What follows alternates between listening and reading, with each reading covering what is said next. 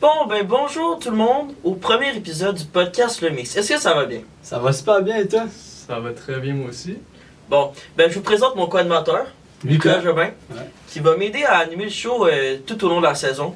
Et notre coordinateur son et vidéo, Félix, qui lui va faire des apparitions une fois de temps en temps. Ouais. On va commencer avec le sujet du show. On a 3 chroniques dans le fond. On va commencer avec la première chronique. Dans le fond, la première chronique, on l'a intitulée Comique. Fait que dans le fond, c'est un peu notre chronique généraliste.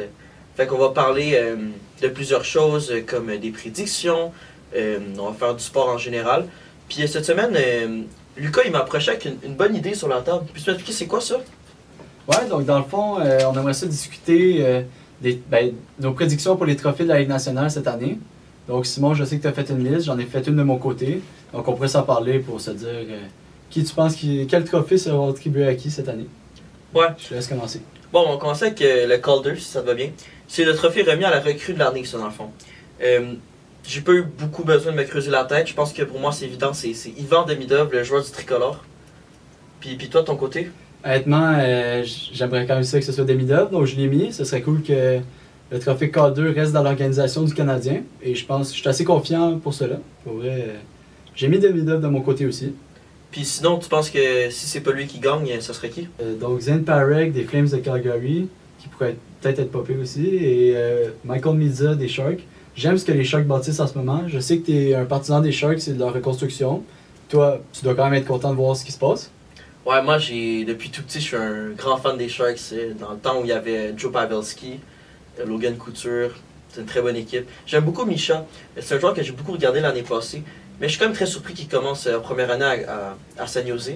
Mais sinon, un autre joueur qui serait quelqu'un de potentiellement gagnant du trophée Calder, ça serait Ryan Leonard des Capitals de Washington.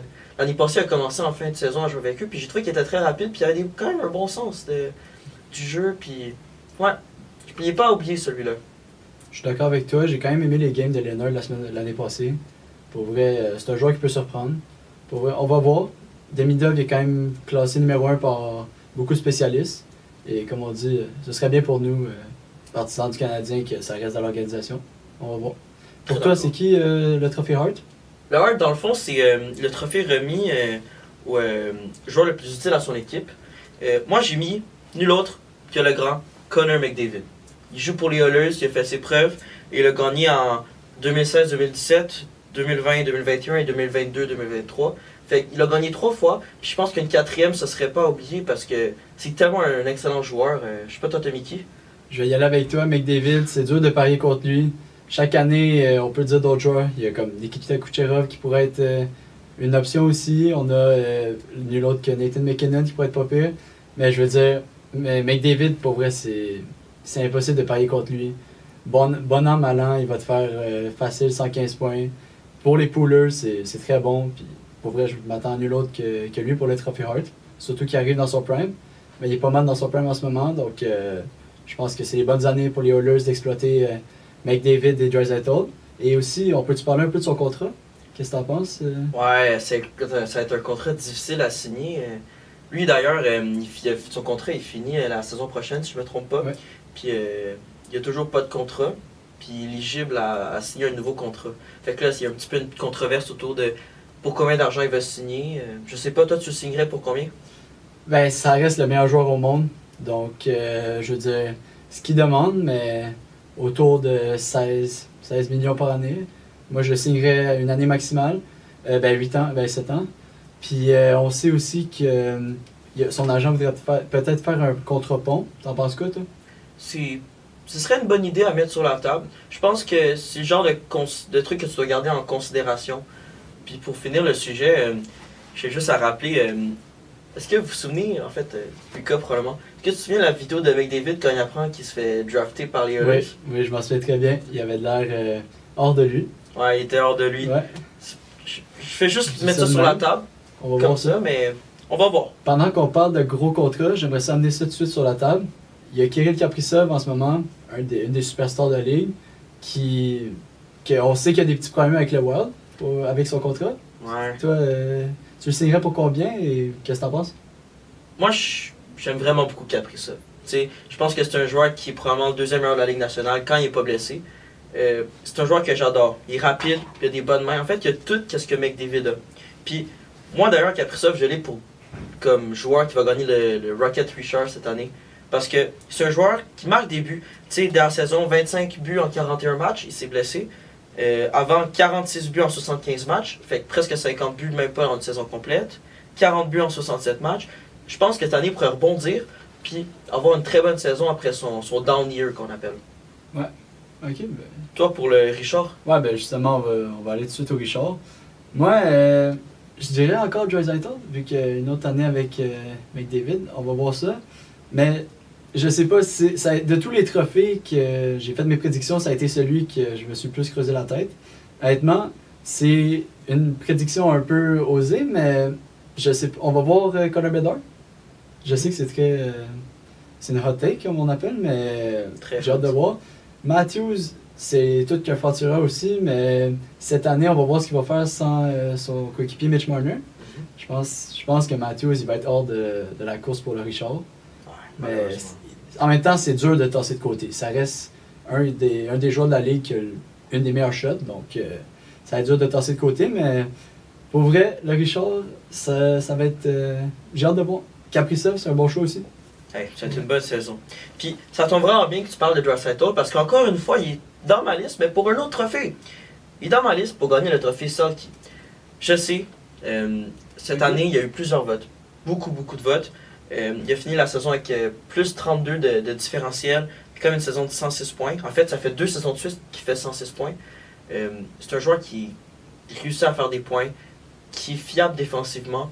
Tu sais, c'est comme le deuxième centre des Oilers, derrière McDavid. Puis des fois, il joue avec McDavid, mais bref, il est tellement responsable. Je l'aime dans sa zone, puis en série, il fait tellement le boulot. Je sais pas comment tu peux passer par-dessus lui. Puis, ouais, t'en penses quoi, toi? Ouais, c'est sûr, c'est un bon choix. Pour vrai, ça reste un des meilleurs joueurs de la Ligue. Là. Si c'est pas le deuxième, pour vrai, c'est incroyable. Pour le trophée Selke, j'ai mis le même gagnant que l'année passée, Alexander Barkov.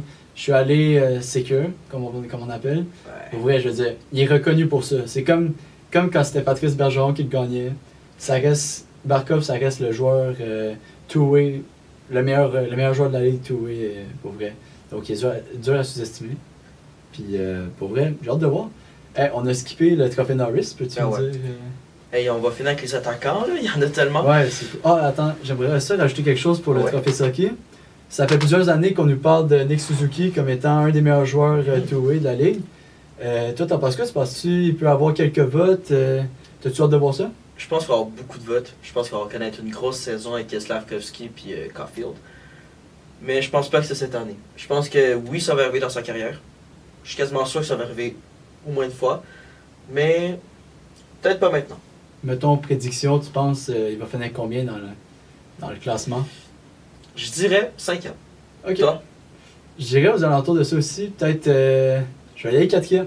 4e, Ouais, ok. pour J'aime vrai, ça. Mais je dis comme toi, peut-être pas cette année, mais ça va arriver dans sa carrière. Yes. Vraiment.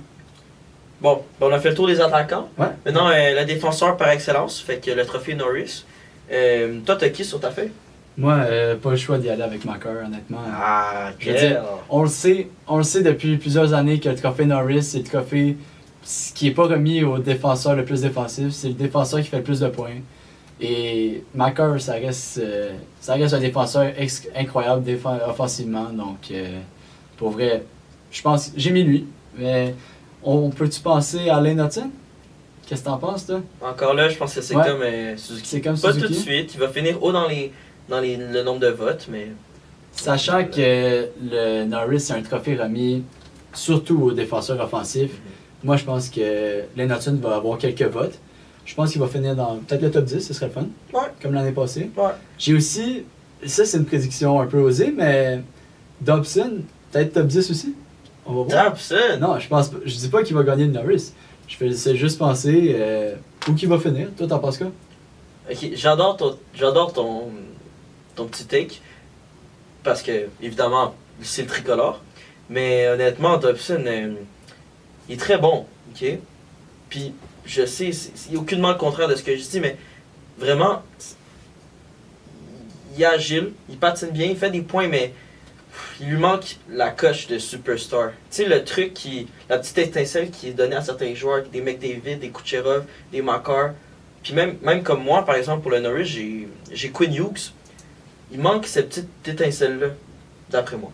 Non, je suis complètement d'accord avec toi. Pour vrai, je faisais juste penser comme ça, mais on va voir ce que ça va donner. Toi, t'attends quoi de Dobson cette année? Dobson, il est très jeune. Ok. Il fait beaucoup de revirements. Ok, on peut vraiment beaucoup le comparer à Mike Matheson, mais c'est pas un Mike Matheson. Ok. Le gars, Dobson, il est très gros. Il est grand. Il est capable de faire des mises en échec. Il est très rapide. C'est un défenseur droit. Ça l'aide beaucoup le Canadien. Puis, moi, honnêtement, là, avec la défense qu'on a au tricolore, je m'attends au moins à une saison de 50-60 points pour Dobson. Facilement. Parce qu'il est tellement fort, puis c'est pas une superstar, mais c'est définitivement un défenseur que tu vas avoir dans ton top 6. Ouais, puis on sait aussi qu'il va sûrement jouer sur la deuxième vague d'avantage numérique. Pour vrai, l'avantage numérique cette année, j'ai très hâte de voir ça. On sait qu'on aura tout qu'une première avantage, là, ça va être incroyable. Mais la deuxième aussi, ça va être quelque chose. Pour vrai, on en reparlera du tricolore un peu plus tard. Là, yes. Ben, j'ai fait un petit flash. Moi, c'est Quinn Hughes qui va gagner Norris. Il est tellement fort. Il est tellement fort. Chaque année, j'ai envie de dire non, c'est pas Norris. Non, c'est pas Norris. Mais ce qu'on va montrer cette année, là, il est élite. Honnêtement, là, je pense que c'est le meilleur défenseur de la LNH. Le gars, il joue avec presque personne dans la défense. Il est seul dans une équipe qui a personne à l'attaque parce que Elias Pettersson avec les Canucks ont eu une année un peu moins bonne cette année. Mais bref, Quinn Hughes, il a gagné en 2023 2024. Puis je pense qu'il va répéter l'exploit puis le regagner parce que il est tellement vite, il est tellement du bon edge, fait qu'il fait tellement des bons tournants, puis il est tellement fort là. Il est capable de mettre KO n'importe quel attaquant de la LNH, même McDavid. Complètement d'accord avec toi. Sa vision et c'est surtout ses mains. C'est incroyable ce gars-là. Il a tout un arsenal. C'est juste. Non, pour vrai, je suis d'accord avec toi. J'ai juste. Bon, le petit bémol, c'est je sais pas s'il est assez bien entouré. Pour vrai. Les Canucks, en ce moment, sont sur la pente descendante. Surtout avec tout ce qui se passe, on sait que JT Miller qui a quitté l'année passée. Ça va être dur de replacer le bateau, comme on dit. Ouais. Qu'est-ce que t'en penses, toi, des Canucks? Ben, moi, je vois que c'est une équipe comme un peu les Islanders. Okay? Il y a un très bon défenseur en Quinn Hughes, qu'on pourrait comparer, mettons, à un Pollock ou un Pelech. Puis il y a un très bon attaquant en Elias Pettersson, que je pourrais comparer, mettons, à un Matt Barzal, les deux qui ont environ le même âge. Puis, je trouve que c'est une équipe qui va pas probablement. En fait, je pense pas qu'ils vont faire les séries. Mais je pense qu'ils vont vraiment être dans le mix pour faire les séries. Si tu vois ce que je veux dire. Ouais. Parce qu'ils ont tellement juste de bons joueurs, mais il leur manque la coche pour réussir à vraiment être dans les gagnants. Complètement d'accord avec toi, pour vrai. Ça, c'est une équipe que je vois pas en série cette année, ni pour les prochaines années. Je pense que ça va être des années qui s'en vont mal pour eux, mais on va voir ça. Donc, passons tout de suite au goaler. Donc, Simon, toi, t'as mis qui pour le Vézina? Moi, j'ai Ilya Sorokin. Je sais que c'est quelqu'un sur qui le monde il dorme, là, il pense pas vraiment à lui. Là. Mais le gars, là, se sont passés 2,69 de moins de buts alloués, 0,907 de pourcentage d'efficacité. Moi, là, je trouve que c'est un goaler qui dépasse les attentes. Pourquoi? Parce que devant lui, oui, il y a une équipe qui joue très bien défensivement, mais quand là, il y a du monde qui arrive seul devant Sorokin, le gars, il est tout seul. Okay? Genre, oui, tu as des défenseurs, mais c'est pas pour la plupart des défenseurs mobiles. C'est des joueurs qui vont te shutdown, comme par exemple Alexander Romanov qui va te mettre une mise en échec. Mais ça change rien parce qu'au final, ça va créer tellement d'occasions qui s'en vont vers lui.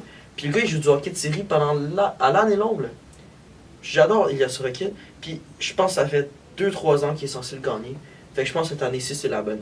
Avec un beau Matthew Schaefer devant lui.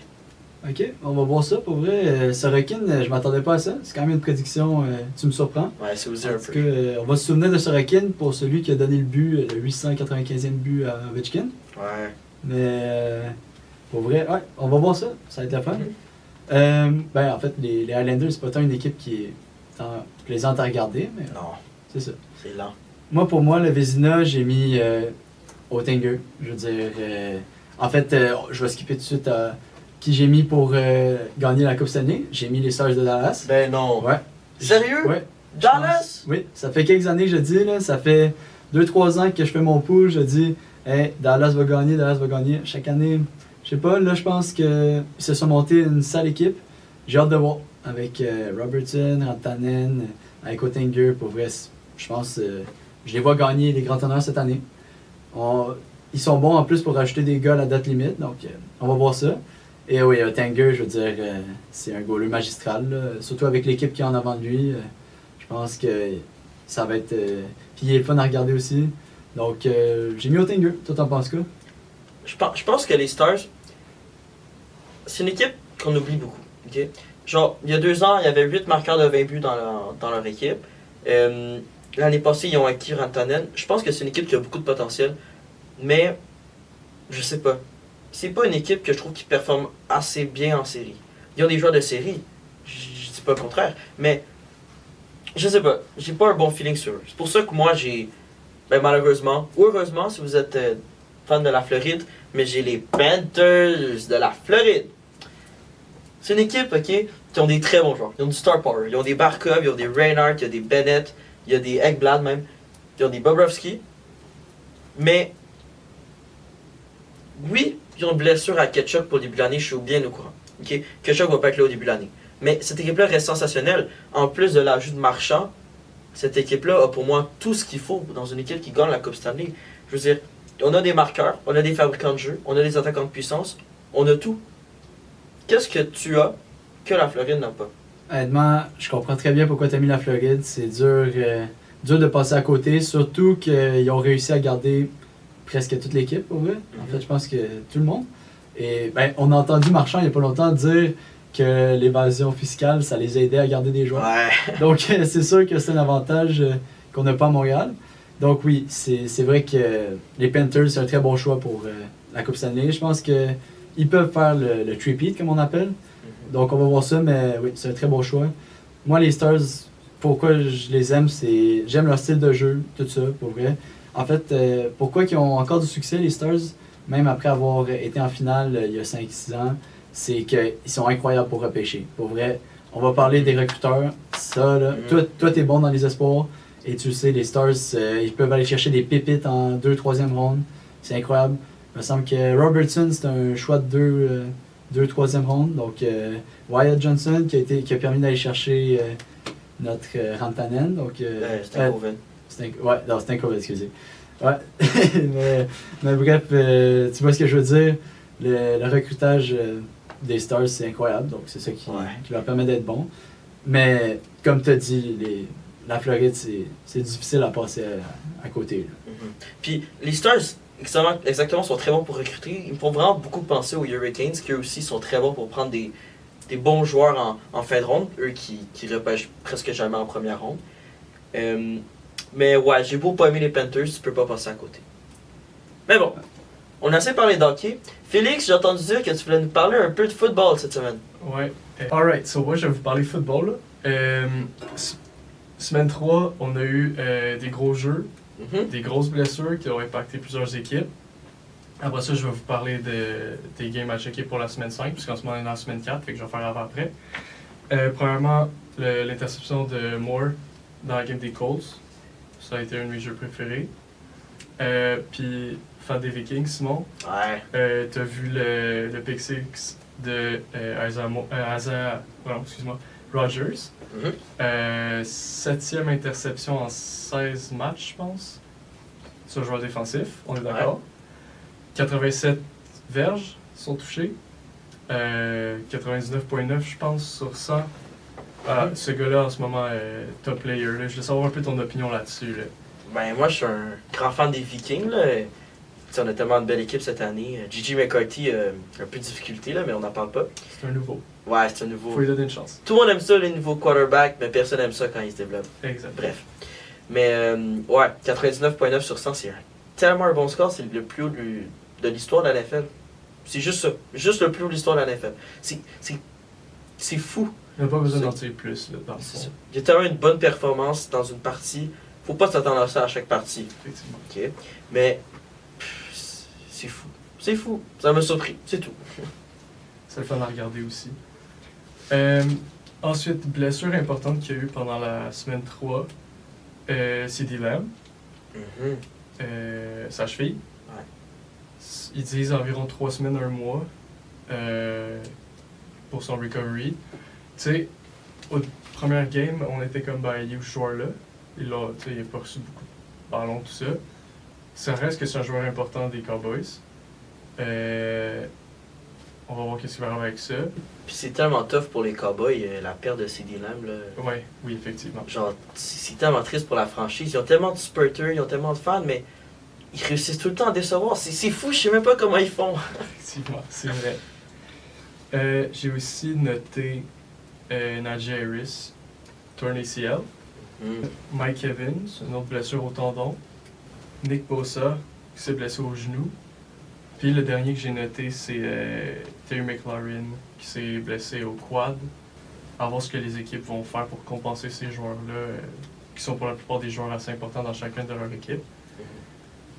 Fait que c'est ça qui est ça, pour la semaine 3. Donc pour la semaine 5, rapidement, les games à regarder.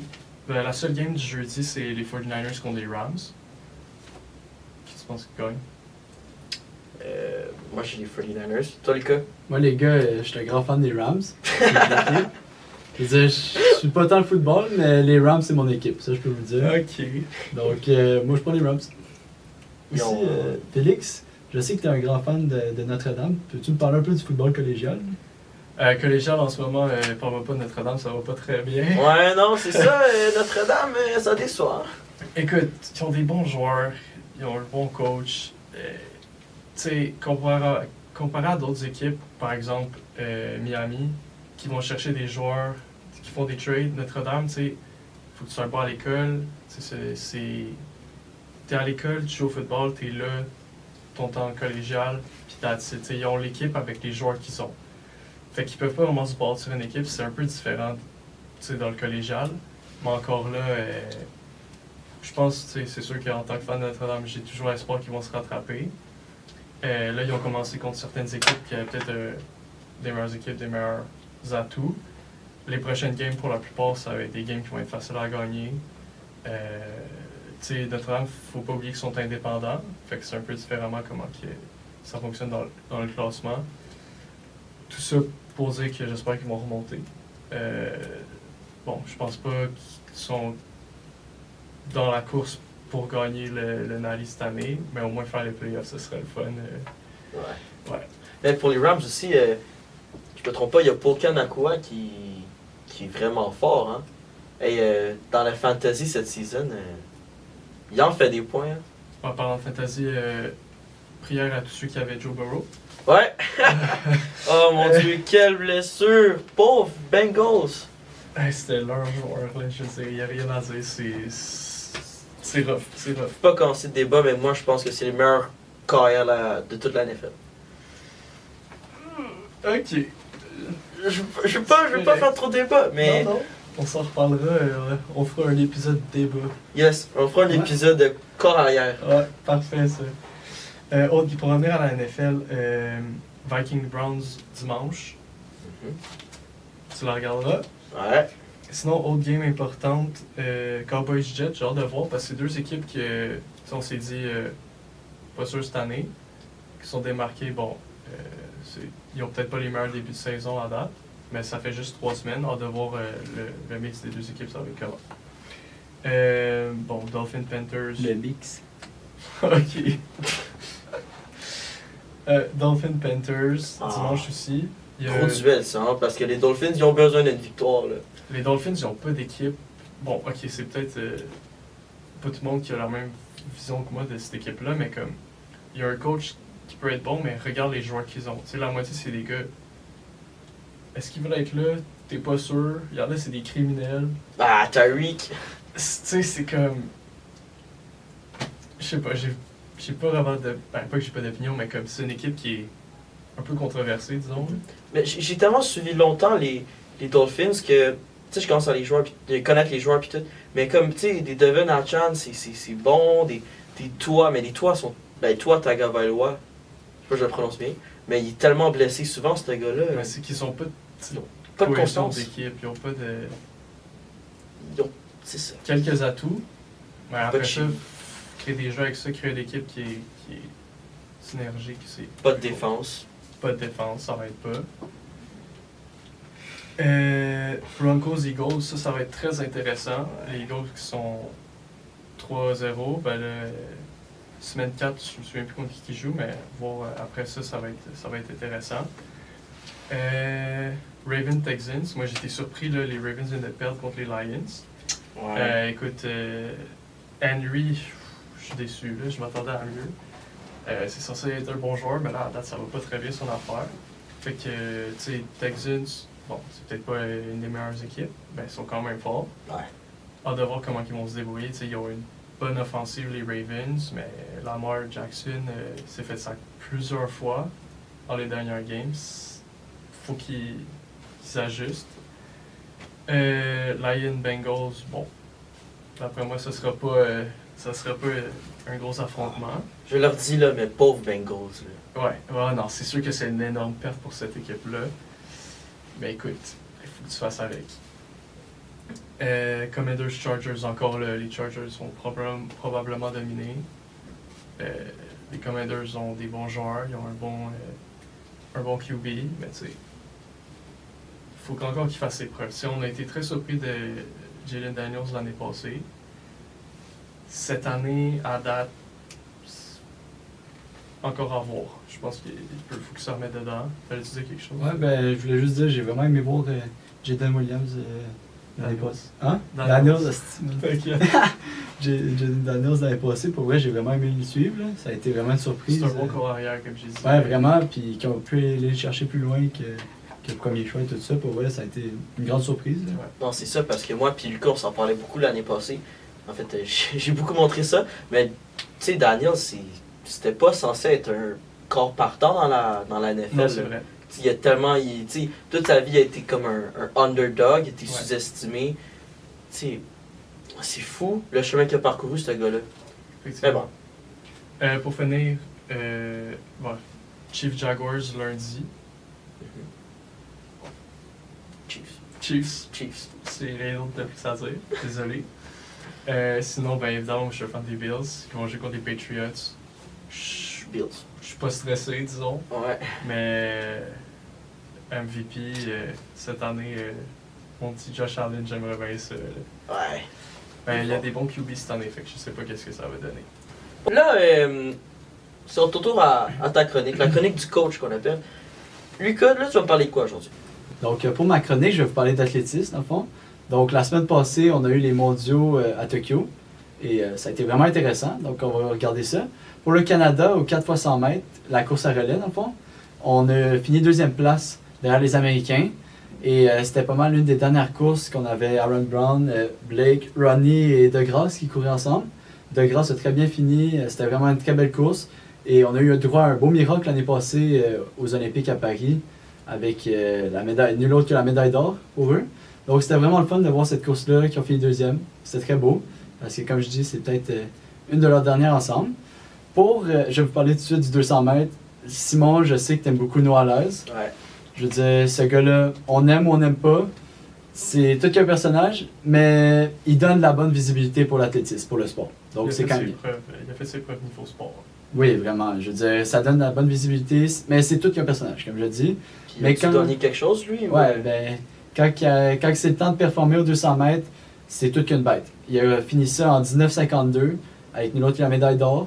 Pour vrai, quand c'est le 100 mètres, c'est pas toujours facile pour l'aise, mais le 200, ça reste son épreuve forte. Donc, c'était pas tant de surprise, mais on a Noah Laise qui a gagné l'or.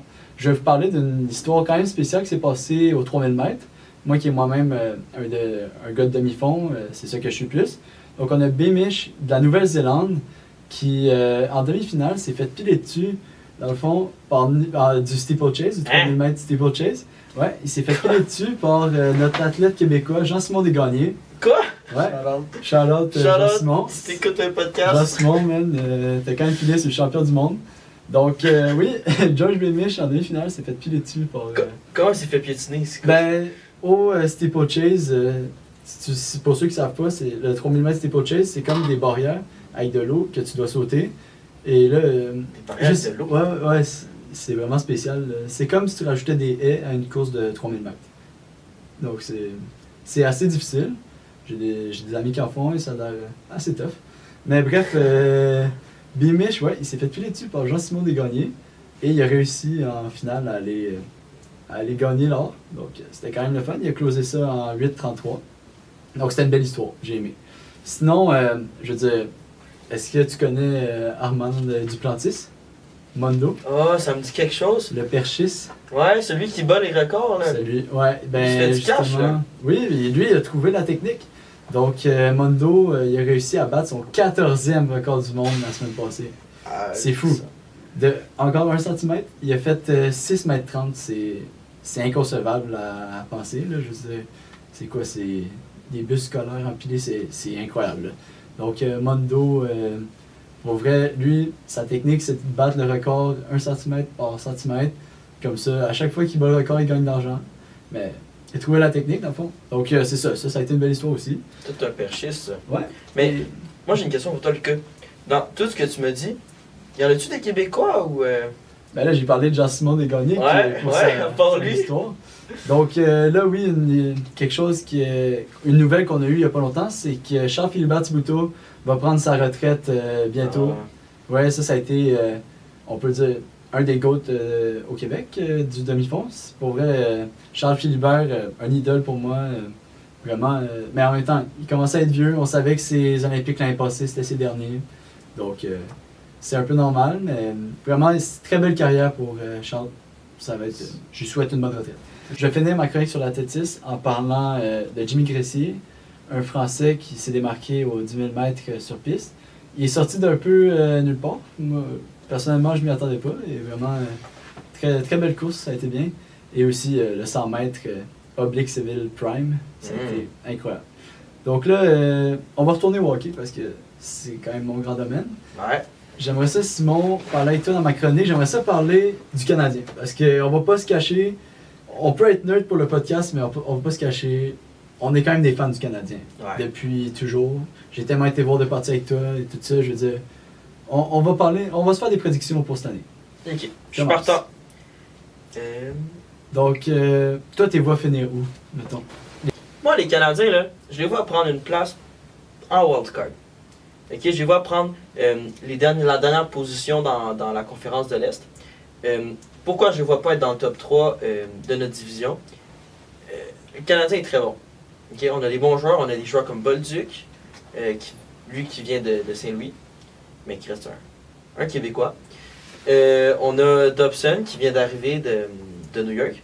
Mais même avec ces deux grosses acquisitions-là, je pense quand même que le Canadien, il y a plusieurs endroits où on est moins bon. Par exemple, en but alloué en 5 contre 5. En but alloué, quand c'est 5 contre 5 sur la patinoire, on est les 3e pires de la LNH. Puis quand on parle de but over expected average, là, on est autour du 5e rang. Fait que, vraiment, là, on est très fort, mais honnêtement, si on ne règle pas notre première 5 contre 5, puis on n'améliore pas notre infériorité numérique parce qu'on a perdu Joel Armia puis Christian Deverback, je pense pas qu'on pourrait être dans le top 3. Toi, t'en penses quoi? Ouais, je suis d'accord avec toi, c'est un point que je voulais amener. Des avantages numériques, ça va être difficile. On a quand même perdu 2 piliers. Ben, un grand, là, Joel Armia, je veux dire, on le voyait pas tant, mais ça risque ce gars-là, en infériorité numérique, c'est incroyable. Ouais. Pour vrai, il amenait quelque chose vraiment bon, puis il va nous manquer. Ça reste que Jake Evans, c'est notre pilier du désavantage numérique maintenant, mais ça, c'est un bon point que tu amènes.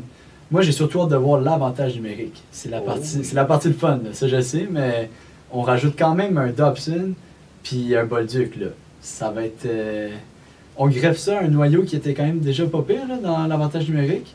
Je trouve que ça va être quand même cool. Hein? Ben, moi, en tant que, tu sais, un peu extérieur à ça, parce que je suis, comme j'ai dit tantôt, moins que vous le hockey. Prochaine Coupe des Canadiens, la 25e. Ouais. 4 ans.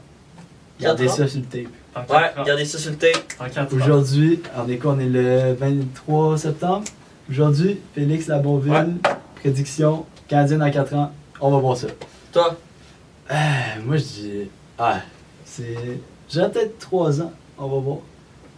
3-4 ans. Ouais, ça fait du sens. Ça fait Moi, du je sens. suis Félix, je vais dire 4 ans. Ouais. Parce que, tu sais, on est une équipe qui est très très jeune. Dans l'équipe, l'année passée, on était l'équipe la plus jeune de la LNH. Puis, t'as quand même des joueurs dans le système qui sont excellents, qui s'en viennent. T'as des Alexander Zarovski qui vont finir leur séjour en Russie, qui est un joueur ailier, mais qui joue des fois au centre, c'est un petit peu tricky.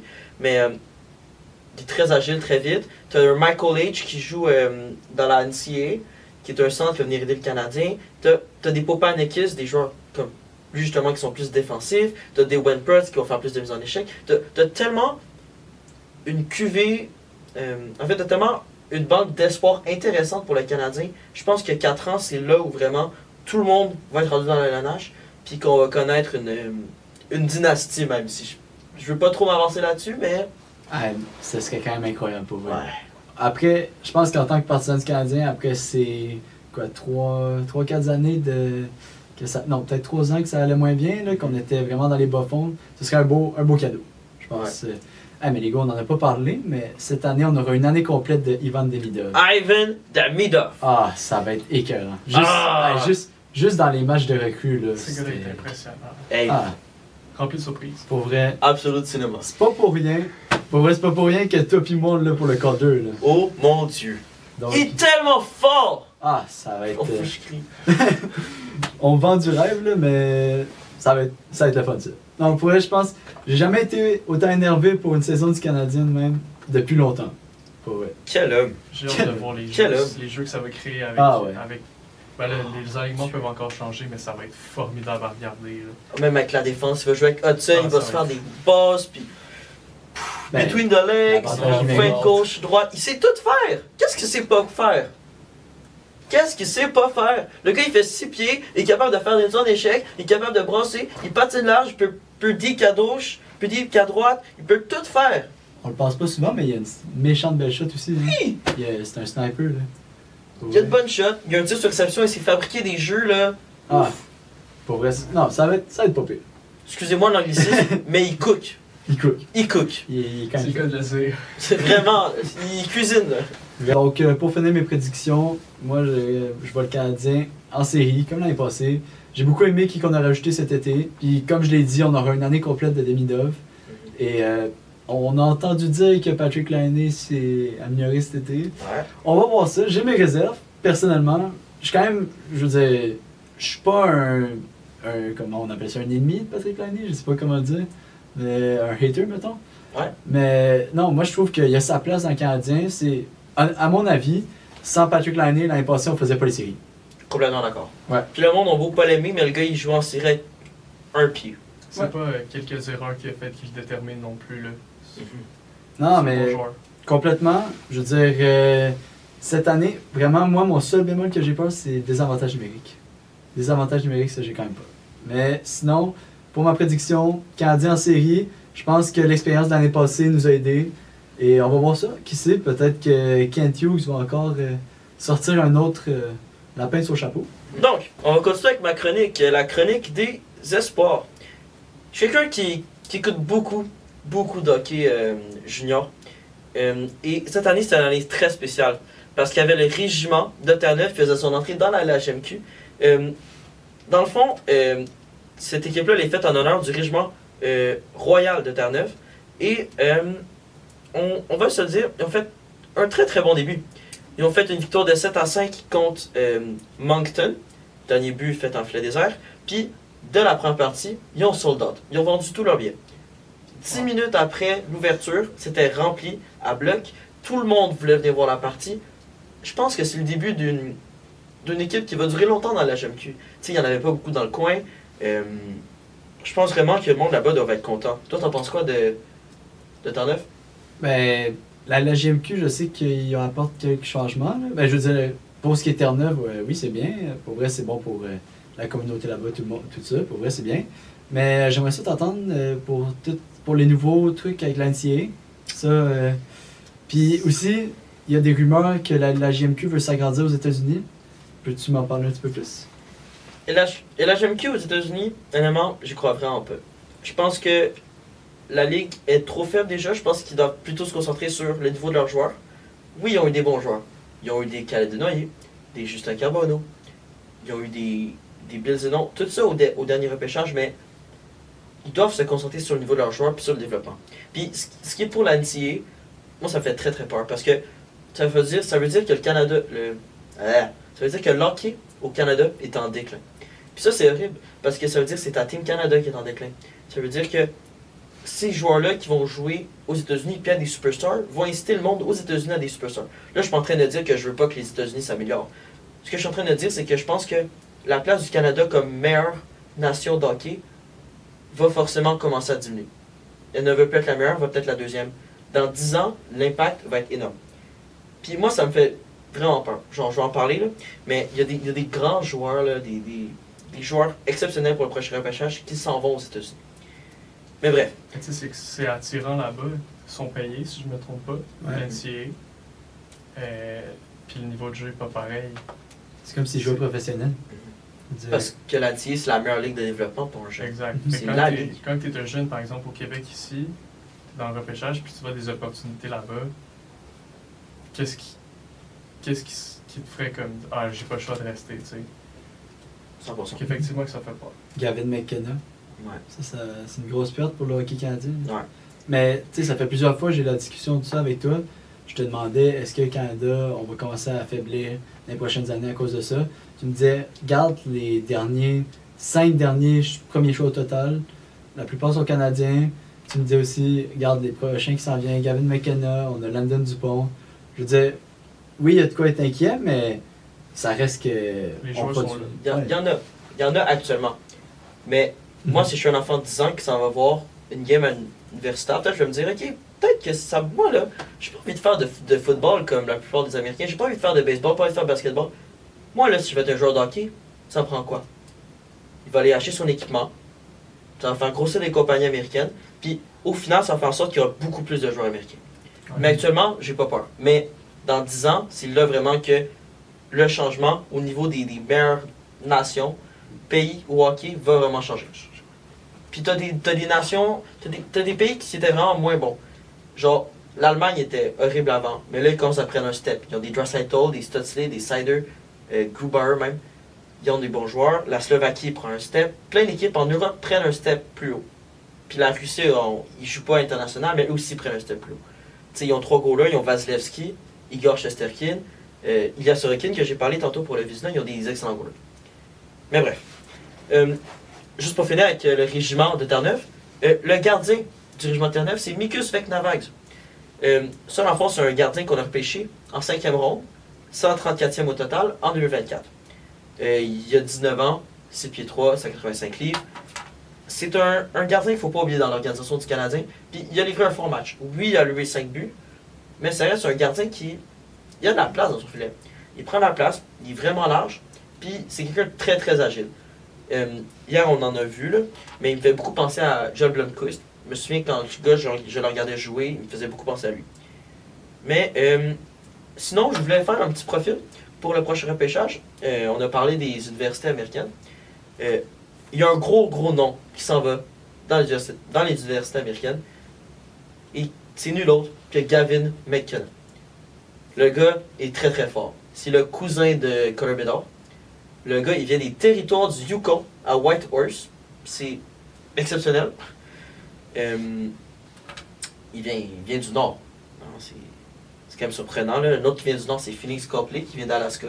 Mais bref. Gavin McKenna, 6 pieds, 165 livres. Okay? Il va devoir prendre du poids. Il a 17 ans. Il est gauche. Il tire de la gauche. C'est un excellent joueur. C'est le joueur qui va probablement être repêché premier total. Sinon, il y en a un autre, c'est Keaton Verweef, mais je ne veux pas trop embarquer là-dedans. Mais McKenna, c'est tellement un bon joueur.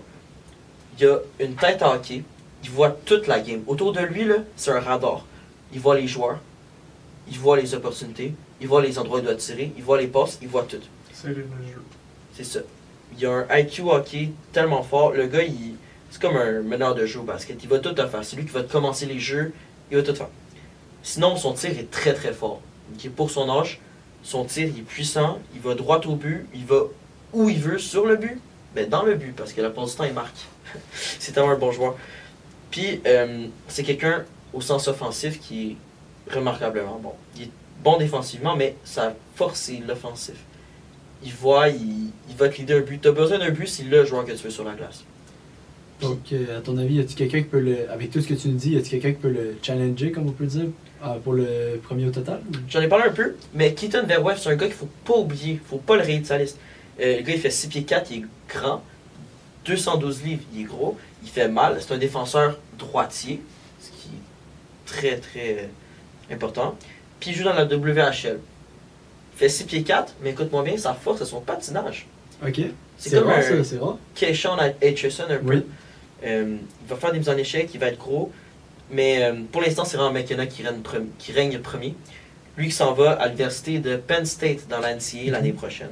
Après être allé dans la WHL avec les Medicine Tigers. C'est une grosse perte pour eux. Ouais. Il a fait 129 points en 56 games. Big Ten pour Penn State en hockey, si je me trompe pas. Non, Ouais. ils sont dans le football, ils sont aussi au hockey. Ouais. On va voir ça. C'est une bonne organisation. Fait que bref, c'est le joueur que je voulais À surveiller. mettre à surveiller aujourd'hui.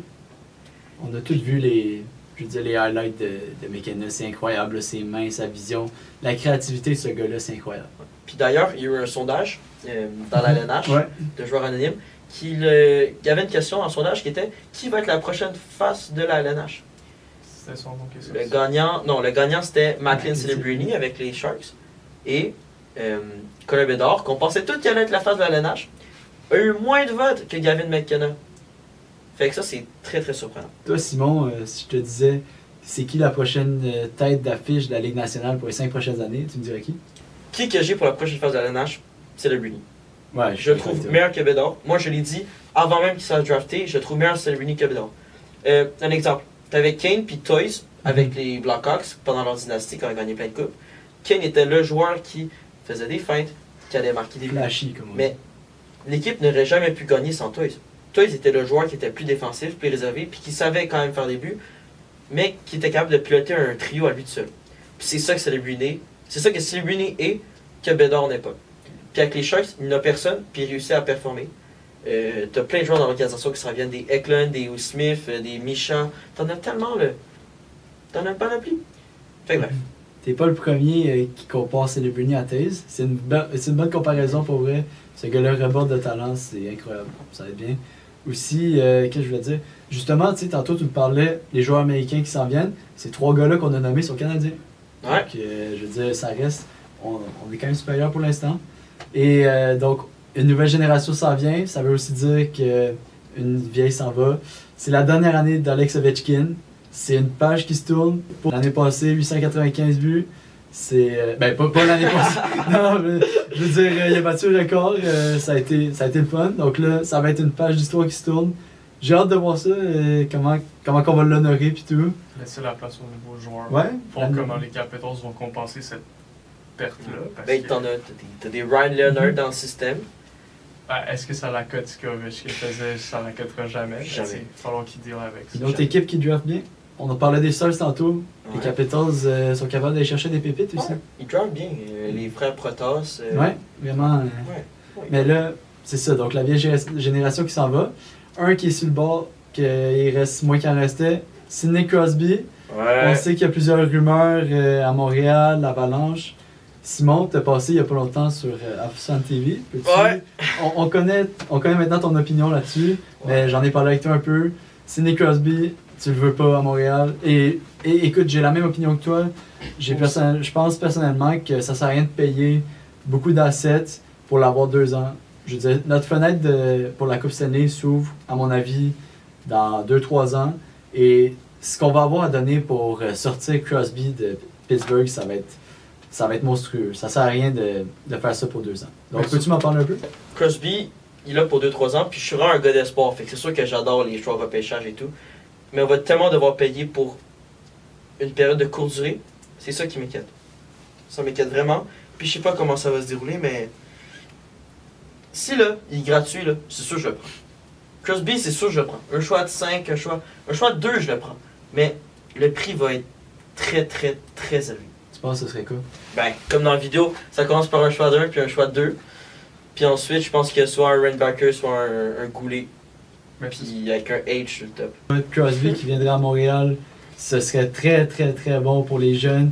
Ce gars-là, c'est l'expérience en elle-même. Non, mais l'expérience qu'il avait dans le locker room, l'expérience en série, c'est un gars qui a gagné partout où il est passé.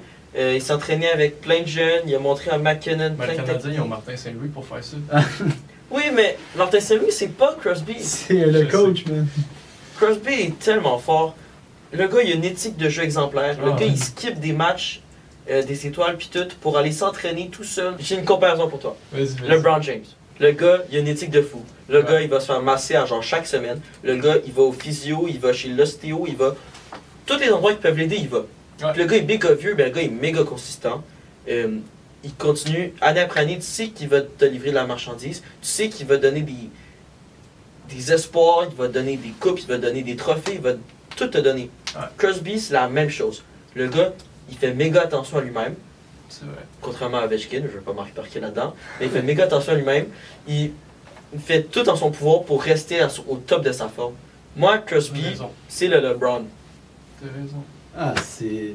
C'est pas le meilleur, discutable, là. mais il a tellement de bonne éthique. Ah ouais, je suis d'accord. Ça, c'est une discussion qu'on pourrait avoir aussi une autre fois sur ceux qu'on qualifie de GOAT du sport, mettons. On pourrait faire ça. Mais je pense que ça conclut bien. Dans le monde du soccer, donc Ah, c'est- Ah ouais, c'est Ousmane bon, Dembélé, Ousmane Dembélé a gagné le Ballon d'Or. Par-dessus Lamine Yamal. justement, toi qui as son chandail Ouais, en ce moi moment. j'ai un chandail de Lamine Yamal. Ouais, tout droit d'Espagne. Mais Dembélé méritait tellement, le gars il a Ouais. tout fait. Qu'est-ce qu'il n'a pas fait? Qu'est-ce qu'il n'a pas fait avec le Je PSG? veux dire, c'était assez à attendre. Lamine Yamal, moi je pense dans les prochaines années, c'est sûr qu'il va le gagner, mais je suis très content pour Dembélé cette année. Donc, c'est une belle histoire. Il a tout fait. Il a tout fait pour son équipe. Effectivement. Sur ça, merci d'avoir été présent pour le premier épisode Ouais, c'était du vraiment podcast Le Mix. C'était le fun? Pour vrai, Ouais. j'ai eu du plaisir. Oui. Yes! C'est vraiment cool. On Fait- se revoit bientôt. Ouais, donc semaine prochaine, un autre épisode. Même heure, même poste. Sur YouTube, Spotify, toutes les plateformes, on va être là. Dans le fond, semaine prochaine, on a plusieurs sujets pour rester à l'affût. On a beaucoup de choses très intéressantes qu'on va parler. Je ne veux pas trop vous spoiler, mais on va parler des GOAT du sport. On va parler de basket, parce que le basket commence bientôt. Et on va vous parler d'autres événements dans le sport qui sont très intéressants. Donc, Sur ce. merci tout le monde. Ouais. N'oubliez pas Ah, de c'était- checker les réseaux sociaux aussi. Ouais, On va vous donner des nouvelles là-dessus aussi. Puis, on va mettre des reels, on va mettre beaucoup de contenu. Tout. Fait que pour finir, ici, c'est le mix. à la semaine prochaine. Allez, le mix.